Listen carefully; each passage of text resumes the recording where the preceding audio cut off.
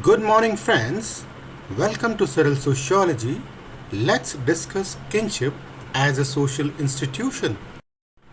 Friends, kinship is a fundamental aspect of human societies that encompasses the social relationships and connections formed through blood ties, marriage, and adoption. It is a system of social organization that structures how individuals are related to one another and how they are connected to larger social groups. Kinship provides a framework for understanding roles, obligations, and rights within families and larger kinship networks. One of the key aspects of kinship is the classification of relationship based on biological or marital connections. For example, in many societies, individuals are classified as parents, siblings, cousins, and grandparents based on shared genetic or marital ties. These classifications create a sense of identity, belonging, and mutual obligations within kinship groups. Kinship systems also establish rules and norms regarding marriage and family formation. Different cultures have different rules governing who can marry whom, creating a framework for social alliances and the exchange of resources and status. For instance, some societies practice exogamy where individuals are expected to marry outside their kinship group, while others practice endogamy where individuals are expected to marry within their own kinship group, such as a specific clan or caste. Now, one important point should be noted that kinship as a social institution is not solely based on biological ties, but also encompasses social and symbolic dimensions. Adoption, for example, demonstrate how social connections can be created and recognized beyond biological relationships. When a child is adopted into a family, she or he becomes part of the kinship network and is granted rights and responsibilities within that family. This highlights the social construction of kinship, where relationships are not solely determined by biology but also by social recognition and acceptance. Furthermore, kinship also plays a significant role in the transmission of cultural values, beliefs, and practices from one generation to the next. Families and kinship networks serve as primary agents of socialization, teaching individuals the norms, roles, and behaviors expected within their society. For example, parents pass on cultural traditions, language, and religious practices to their children, ensuring the continuity of cultural knowledge and practices of their community. Friends, in many indigenous societies, kinship systems are central to social organization and resource distribution. These societies often have complex kinship systems with detailed genealogies and reciprocal obligations among relatives. The Inuit community, for instance, has a kinship system that includes specific terms to distinguish different types of relatives and their roles within the community. In Inuit kinship terminology, for instance, there are distinct terms to describe different categories of relatives, such as aputit, which means siblings of the same gender, taranganit, which means siblings of the opposite gender, anirnit, which means parents of the same gender, and naliat, which means parents of the opposite gender. These terms are not merely labels but carry significant meanings and implications for social interactions, obligations, and resource sharings. The Inuit kinship system helps establish social roles, expectations, and obligations within the community. It defines who can marry whom, regulates social alliances, and facilitates the sharing of resources. For example, an individual may have specific responsibilities towards their opposite, that is, same gender siblings, such as providing support and assistance in hunting or gathering activities.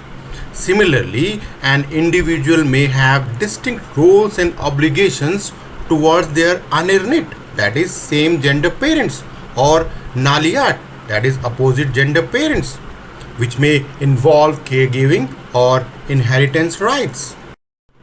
Friends, please remember the Inuit kinship system is just one example of how indigenous societies have complex kinship systems that shape their social organization, resource distribution, and social interactions.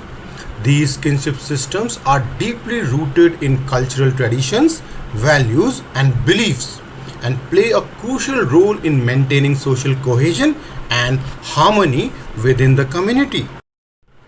Furthermore, kinship networks can extend beyond immediate family members. In many cultures, extended families or clan play a crucial role in social and economic support. For instance, in some African societies, the extended family provides a safety net and support system where members share resources, provide childcare, and offer emotional support to one another. Let's explore the example of African societies to understand the significance of extended families in their social fabric. In several African cultures, such as those found in countries like Nigeria, Kenya, Uganda, or Ghana, the extended family system is deeply ingrained and serves as a crucial support system for the individuals.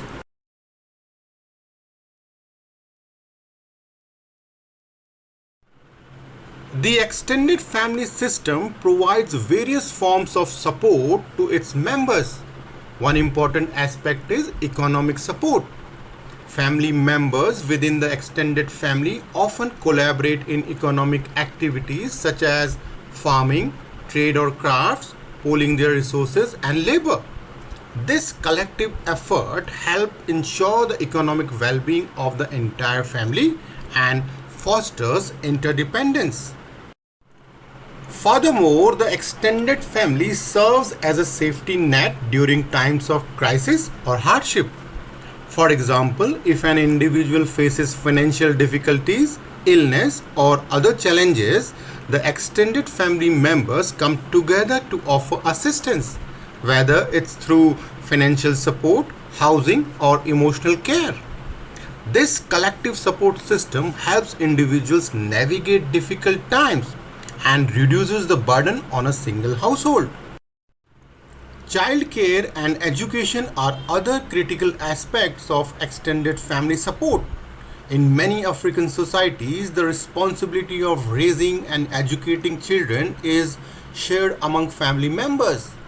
Grandparents, aunts, uncles, and older siblings often contribute to the care and upbringing of small children. This not only strengthens the bond between generations but also ensures that children receive guidance, education, and cultural knowledge from multiple sources. Emotional support is also a significant function of extended families. Family members provide a sense of belonging, love, and emotional connection. They offer advice, guidance, and a support system during challenging times. The extended family becomes a source of emotional security and stability, promoting the overall well-being of its members. Friends, the extended family system in African societies is an excellent example of how kinship networks extend beyond the nuclear families to encompass a wider circle of relatives. These networks are characterized by cooperation, reciprocity, and shared responsibilities. They create a sense of community and provide a supportive environment for individuals, ensuring their social and economic well-being. Finally, to conclude, kinship is a social institution that encompasses the social relationships and connections formed through blood ties, marriage, and adoption. It provides a framework for understanding roles, obligations, and rights within families and larger kinship networks. Kinship systems vary across cultures and shape social organization, marriage practices, and the transmission of cultural values.